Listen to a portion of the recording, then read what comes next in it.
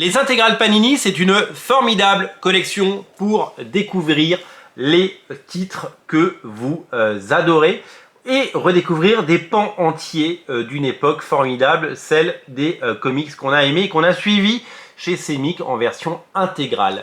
Les intégrales Hulk ont connu bien des problèmes puisque elles ont rarement été bien éditées, qu'il y a des trous énormes dans les collections et que Panini a mis du temps à se rendre compte que ça pouvait être un succès. D'ailleurs, certaines intégrales, notamment celles, parce que Todd McFarlane a fait du Hulk, ont été rééditées plusieurs fois, preuve de ce succès. Alors, le grand architecte de Hulk dans les années 90, c'est Monsieur Peter David, qui a fait des dizaines et des dizaines d'épisodes et qui a eu une tripotée de dessinateurs absolument fabuleux qui ont travaillé avec lui. Todd McFarlane, on l'a cité, Dale Keown, ouais, Gary Frank, Liam Sharp, il y a eu aussi, je crois qu'il y a eu Adam Kubert qui a dessiné pour lui. Voilà, il y a eu des dessinateurs incroyables. Je me demande si... Non, John Byrne, il n'est pas revenu. Il y avait qui? Non, il n'y avait pas John Byrne. Il y a eu des dessinateurs fabuleux. Et moi, ces épisodes-là, je les lisais en version intégrale chez Semic. C'était tous les 2 mois. Et j'adorais. D'abord, j'ai adoré lire ce dessiné par Dale Keown, c'était flamboyant.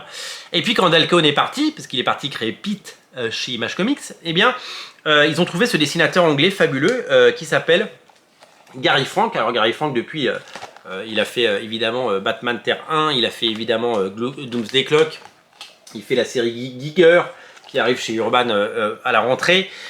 C'est véritablement un auteur génial. Et il était déjà génial à l'époque. Et donc, quel plaisir de redécouvrir ces épisodes, avec notamment les épisodes mettant en scène le Panthéon. Vous le savez, ces personnages hauts en couleur créés pour l'occasion et qui faisaient une sorte d'équipe un petit peu famille dysfonctionnelle, absolument géniale. Et puis, il y avait cet épisode qui était absolument génial et novateur pour l'époque, puisque il y a eu un épisode, je crois que nous sommes en août 94, qui était un épisode avec, vous voyez, avec ce petit ruban rouge, pour évidemment parler de problèmes de société et parler d'actualité avec évidemment l'épidémie qui faisait rage depuis le milieu des années 80 aux États-Unis et partout dans le monde, l'épidémie de sida. Et donc c'est un épisode qui parle évidemment de ça, qui parle de sujets graves et qui parle pas que de ça parce qu'il y a plein d'autres sujets.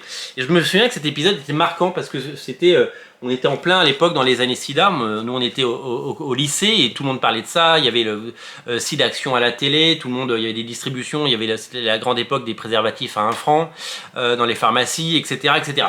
Et donc du coup les médias se mobilisaient et tout le monde en parlait pour sensibiliser évidemment tout le monde à la protection et à la vigilance. Et puis surtout parler en fait, enfin de mettre des mots sur cette maladie qui était assez nouvelle. Et Peter David a fait cet épisode dessiné par Gary Frank et je me souviens de cet épisode, il était absolument génial. Voilà. Et donc voilà, donc on retrouve les épisodes de Gary Frank et puis c'est les derniers épisodes de Gary Frank et après on passe à un autre dessinateur puisque il y a un passage de témoin. Et moi je me souviens de ce passage de témoin parce que le dessinateur Liam Sharp, qui devait être tout jeune à l'époque, hein. Vous savez que Liam Sharp, il a sorti cette semaine une nouvelle série chez Image Comics. Je veux dire, le mec il arrête pas quoi. Après avoir travaillé chez DC sur Wonder Woman, il a fait Batman, Catwoman aussi. Il a tout fait. Hein.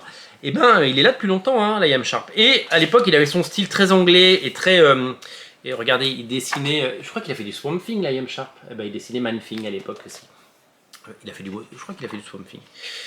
Et donc voilà, donc on avait ces épisodes dessinés par Liam Sharp, qui donc c'était une transition. Mais ça c'est bien parce que il a toujours eu des bons dessinateurs, Peter David au scénario, il a toujours eu des bons dessinateurs et il s'est avéré que ça a fait un excellent dessinateur. Voilà, donc ça fait une très belle collection. Et c'est un super bouquin, ça s'appelle Hulk 94-95, c'est dans la collection intégrale évidemment. Et puis les intégrales, vous le savez, sur originalcomics.fr, si vous les prenez chez nous, on vous offre le port. Et puis on a un très large choix, on en a des centaines.